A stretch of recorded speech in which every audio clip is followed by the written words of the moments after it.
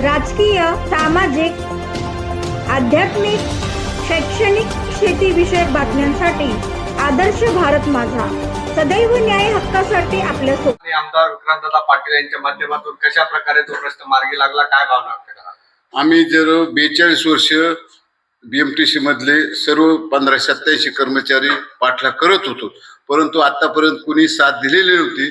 तर आपले दादा विक्रांत दादा यांनी स्वतः मंत्रालयातून पत्र आणून शिडकोल दिलं. MD बरोबर आमच्या 3 मिटिंगी लावल्या आणि स्वतः बाळासाहेब पाटील साहेब हे पण आले, हे दादा पण आले. यांच्यामुळे आमचं काम मार्गी लागलं. आतापर्यंत 600 लोकांना 10 लाख रुपये मिळवून दिले हे व्यक्तीने, आणि कुणाला 1 रुपया न देऊ नका असं यांनी सांगितले. आम्ही काही कुणाला रुपया दिला नाही, यांना पैसे भेटलेले आहेत.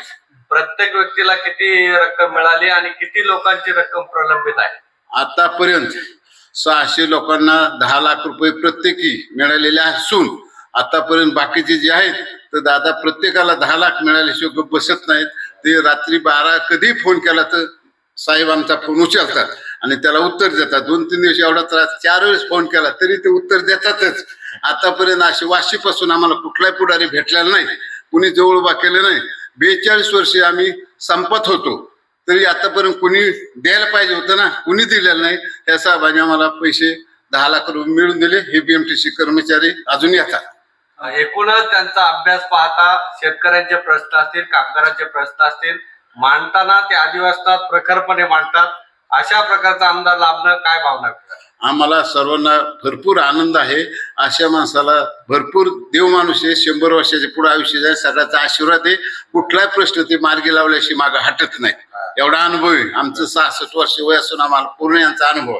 आमदार साहेबांच्या माध्यमातून अनेक जणांचे प्रश्न मार्गी लागलेत. आपला वैयक्तिक कसा लाभ झालाय? वैयक्तिक म्हणजे आता मी याच्या 731 अगोदर BMTCने शिडकोने लिस्ट जाहीर केली. त्या 731 मध्ये माझा नंबर होता.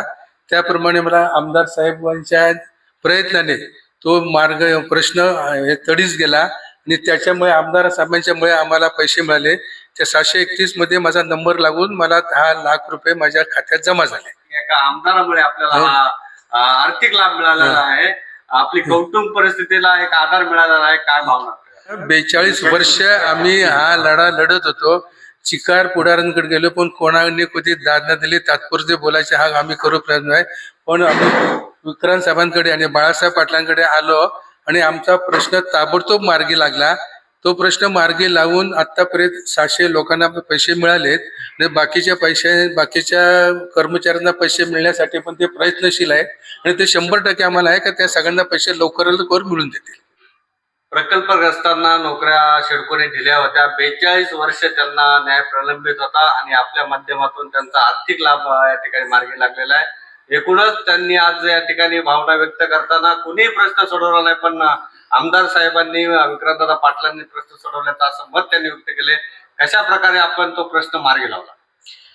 खरं तर ही सगळी वडीलधारी मंडळी आहेत आणि प्रत्येकाचं वय जर बघितलं तर 70, 80, 65च्या पुढेच वय असणारी ही सगळी वडीलधारी मंडळी. आणि जेव्हा यांनी त्यांचा जिव्हाळ्याचा प्रश्न माझ्याकडे आणला, सन्माननीय आमचे नेते बाळासाहेबजी पाटील असतील, मी आमदार म्हणून हा विषय समजून घेतला आणि हा प्रश्न सुरू कधी झाला, जेव्हा ह्याची आम्ही चर्चा केली तेव्हा जाणवलं की 1984 साली या प्रश्नाला सुरुवात झाली.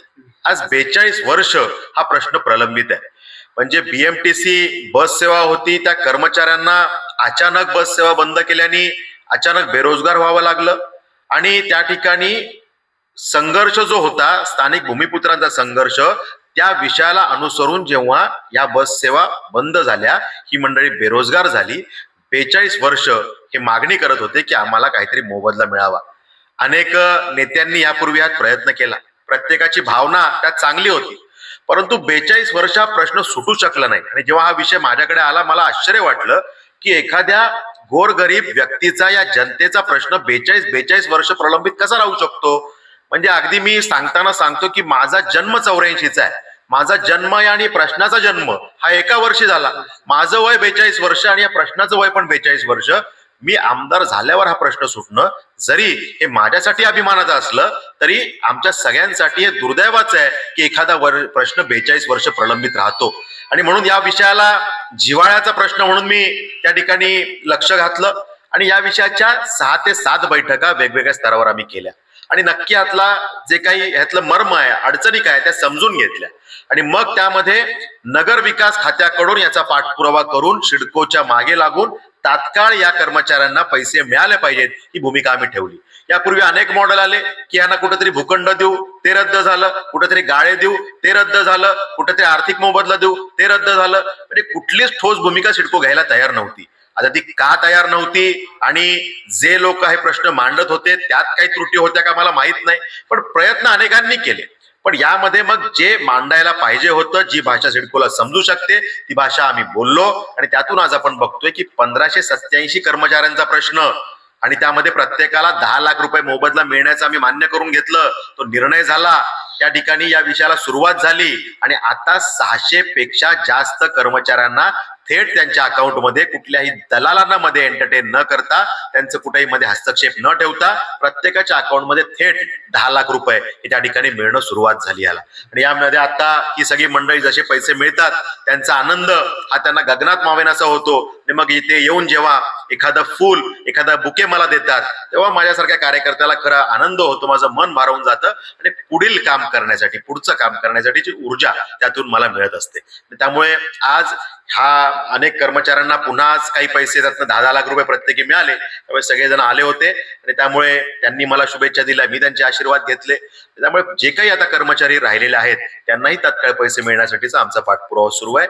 एकंदरीत 1587 कर्मचाऱ्यांना प्रत्येकी 10 लाख रुपये, 157 कोटींपेक्षा जास्तचं वाटप या माध्यमातून या सगळ्या ज्येष्ठ मंडळींना होणार आहे.